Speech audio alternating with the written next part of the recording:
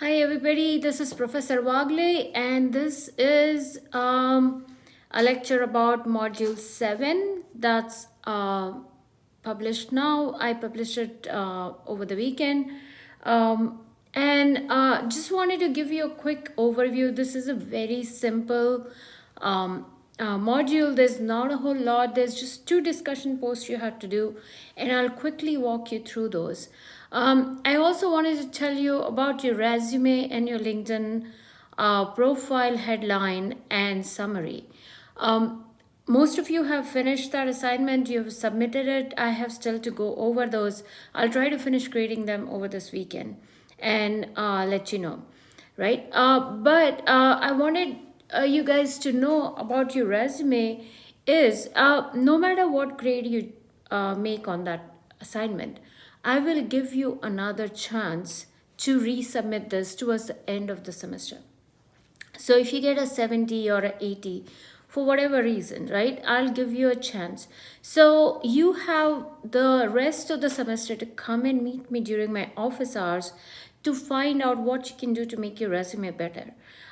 Even if you get a good grade and you're still doubtful, even if you still have questions about your resume, you can do that. You can come to my office hours, talk to me, ask me, and I can give you more detailed feedback if you're in my office rather than online, right? So if you can make it, do come over to my office hours, let me know that you're coming, and I will wait there for you, and we can talk. Okay, so that's out of the way. I want to talk to you about your two assignments for your module 7. It's a really simple assignment. The first one is answering interview questions. So it basically gives you a list of questions that potential employers will ask you when you go for an interview.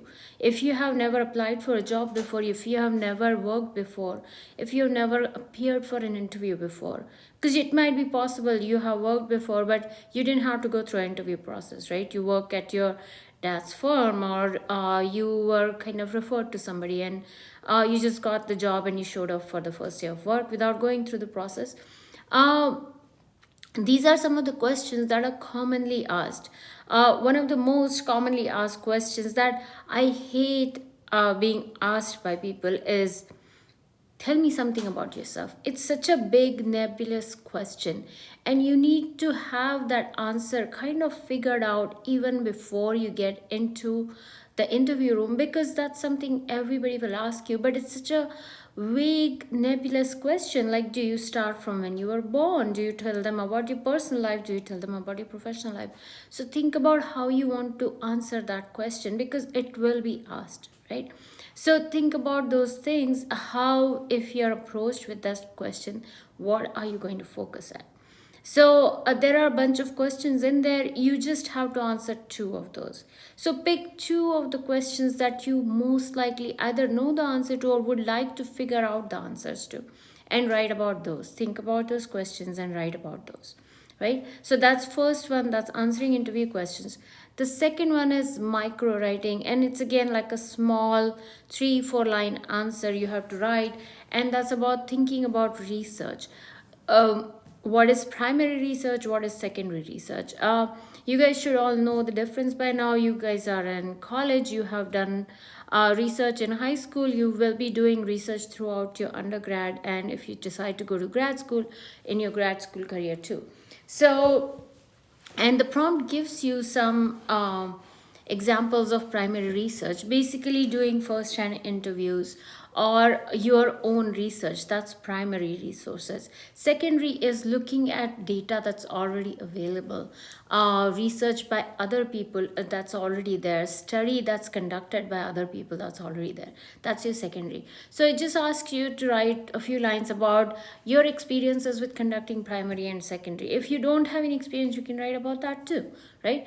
The reason we are asking you to do this exercise now, because it will lead into your team projects that start next week.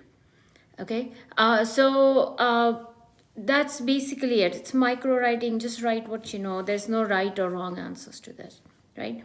Now, module 7 is taken care of. I want to talk to you guys about module 8, which is about teamwork. So, this module is the last module, 7 is the last module you'll do as individuals. From module 8, you start working in teams. So, most of your projects, most of your assignments would be team assignments, and then some still individual assignments, but again those will be related to the team assignments, and I'll explain them as we go along. But your module 8, I want to talk to you quickly about it, and then we can talk about it more as I publish it. But your module 8 asks you for the first team activity to write a team charter. And what that does is kind of makes you think about potential problems. It makes you write down ways to contact people. It makes you write down rules that your team will abide by. It gives you designation. Who is going to be the leader? Who is going to be the communicator? Who is going to submit assignments? Who is going to talk to the instructor? Who is going to do research? Who is going to write, edit, put in graphics, all those kinds of things. And I will post examples of the team charter that you're required to do for next week when I publish the module, so you have a better idea. But basically what it does is gives you a pathway to go forward as a team. Now, my in-class students have an easier time of team projects because they have to meet in class twice a week, right? If it's a 2-week class, they have to meet twice a week and work together. So we have some days where there's no lecture, it's only team project work days. So they work in team closely together. With you guys, because you're online, you might not be able to meet all the time. Though I expect you guys to also be able to meet at least once a week or once in 2 weeks if possible. Because even if you're taking this online class during the spring semester, I'm sure most of you, if not all of you, are still going to campus for other classes. So you should be able to find a common day and time for all of you to meet together. If say you are 4 of you in your team and 3 of you can figure out a time, then the 4th one can come in and talk through Skype or through video chat or something. But you guys should all be able to meet together. Even if you're not able to meet on in person, this being an online class, us living in a hyper connected world where we have access to phones, videos, Skype, other means of communications, which are not necessarily in-person communications, you should really not have an excuse not to be able to communicate with your teammates. Right? So you cannot come to me and say, I'm trying to reach this person and I don't know how to because they're not responding to emails. Besides email, you should have another backup contact for them, right? You should have their phone numbers or some kind of idea on how to reach a person if they're not responding to email. So you need to anticipate all those problems in your team charter, right? So we'll talk about that later, but think about that as teams. Another thing, the way your teams will be divided would be according to your majors, because it will help you come up with your projects with your team assignments easier. And I'll explain what that is as we go along. But there's a reason we divide you into teams based on your project groups, right? Based on your major groups. And sometimes they might be a little bit disconnected, in the sense it might be 5 students who are all engineering majors, but within those majors they might have different pathways, right? But they're all engineering majors, so their jobs or things they're looking for would be similar. So but you would have similar pathways or career paths eventually when you graduate. So, but I'll talk about that more. You don't have to worry about that.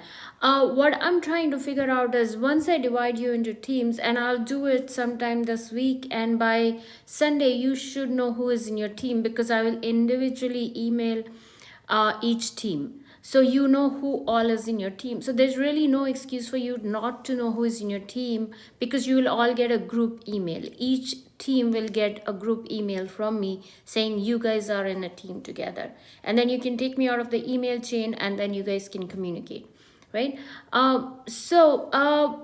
This is what I want you guys to do either next week, but next week I'm only available till Tuesday. I go for a conference to San Antonio on Wednesday, so I'm not in office um, uh, on Thursday, so I'm only in office on Tuesday. So maybe once I come back after spring break, you guys have nothing to do on spring during spring break, you get a break too. When we come back from spring break, if you cannot make it on Tuesday to meet me, next Tuesday to meet me, I would suggest at least one person from your team. If more can meet me, that's even better. But I highly recommend at least one person from each team come and meet me during my office hours next week on Tuesday or on Thursday, either of those days. Because the projects you will be doing as a team, the first project and then the second project that you will be doing, those reports are a little bit complicated in the sense where you need to know exactly what you're doing. And it's easier if you guys come and talk to me and clear any doubts you might have. So I highly recommend at least one person or more from the team to come up and talk to me in person.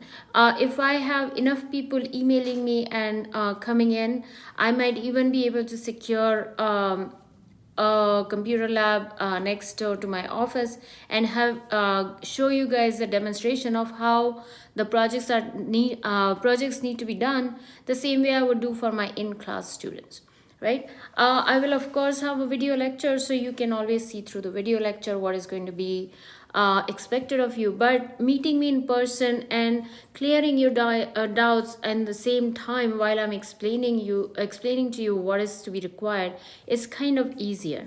So think about that. Think about which of you can meet me either next Tuesday or the Tuesday after the spring break or the Thursday after the spring break. But it's important that you guys come and meet me, right?